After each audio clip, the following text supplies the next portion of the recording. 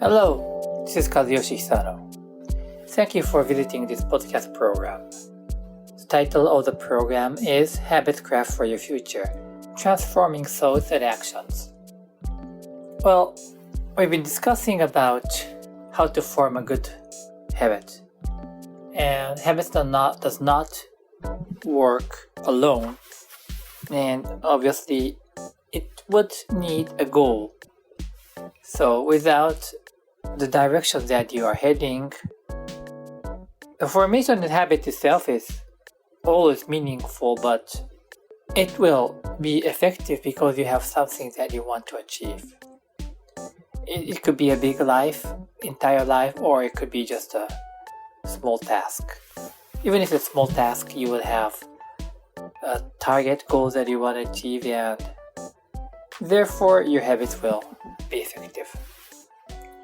So, I've been talking about kind of conceptually how to be good at forming your habits and also be a good performer. Excel that you perform in the challenging moment or important moment.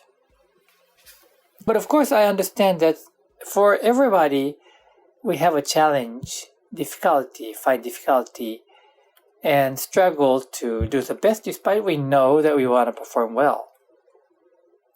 So I asked somebody to gather the information about the situation that you really struggle to perform well, despite the intention to do good. So I've heard about one of the cases, and it is like I can't speak well when I have a restriction of the time.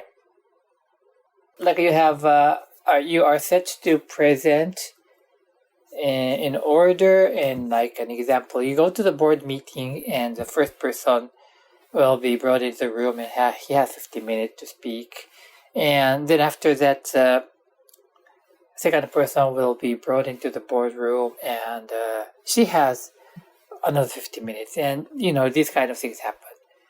And so each member will bring their topics that they want to present to the board. This is an example, but this happens often. And of course, the first one takes longer time. And always it becomes longer, and the last person or the second to the last person will have only limited time. And despite they're initially asked to present 50 minutes, but now they're told that you need to squeeze this to 10 minutes.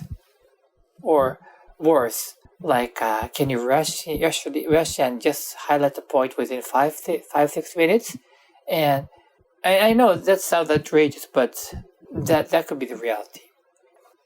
And in that situation, what I heard is that I really struggle to do the best, and I really are not cool and will not be able to cover the topics that I needed to cover. So what should I do? How can I do that? The first advice or thought that comes to my mind is that we will need to know that it becomes like this. So if you're told 50 minutes, I don't believe in that. For myself, I believe in that it's gonna be 10 minutes. And of course, you need to prepare for the 50 minutes. So that means that you need to prepare for 50 minutes version, 10 minutes version, and the worst case scenario, 5 minutes version. That's what I do. When I'm given, unless I am the main speaker and I am able to use the time, I would prepare for the shorter version and the extremely short version, and the worst case, if I'm just given 1 minute, what I'm going to speak is what I prepare. However, that is necessary and important, so I still recommend you to do this. But that is different from the mindset. So, in terms of the mindset thing, like how to use your brain effectively, is about the expectation management. So I would say that you are expecting too much from yourself. I myself have a very low expectation to myself. I don't expect them. I am good. So, which means that if I do relatively good, I got a plus additional score to myself. Doesn't mean that my self-trust or self-confidence is low. I am very confident, but I know the fact that I can't perform my best at a high-pressure moment. Because that's the reality. And it's not only me that we cannot perform well. It's for everybody that we can't do well in the high-pressure squeeze situation. So I recommend you to manage your expectation to yourself. And even if you fail, that's it. It's just that you have failed this time. So what you start thinking is that what are you going to do next? What are you going to do next? What are you going to do next? I remember this word that I have heard from Mr. Lu Tais, who was my teacher because he has passed away. He said, "Oh, what next? Oh, what next?" So anything will happen, and the only thing is, oh, what next? What are you going to do next? So if you have 10 minutes given and you failed, you made a mistake in the early 1 minute, it's okay. You just try to make the next 9 minutes best one. If you made a mistake in the middle, like you got only 4 minutes left, no problem. You just need to focus on the next 4 minutes. Forget about whatever you have done, you said. Done. Even if you failed at the last moment, you only got 10 seconds. Okay, just focus on 10 seconds. Everything that you will do can make a difference. So don't worry. Even if you have only 10 minutes, 10 seconds, not a big difference. You can put the best in yourself. Right? So my proposal for this situation is that you can't play well or speak well in the squeezed high pressure situation, and particularly when you don't have much time or different from your original projection. It's okay.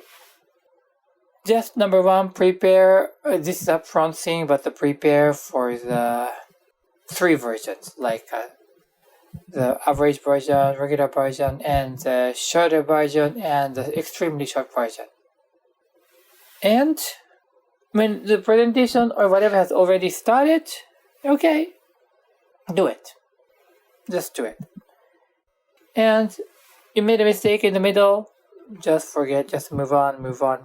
Don't expect too much that you can perform perfectly. Again, I tell you, don't expect that you will do perfectly.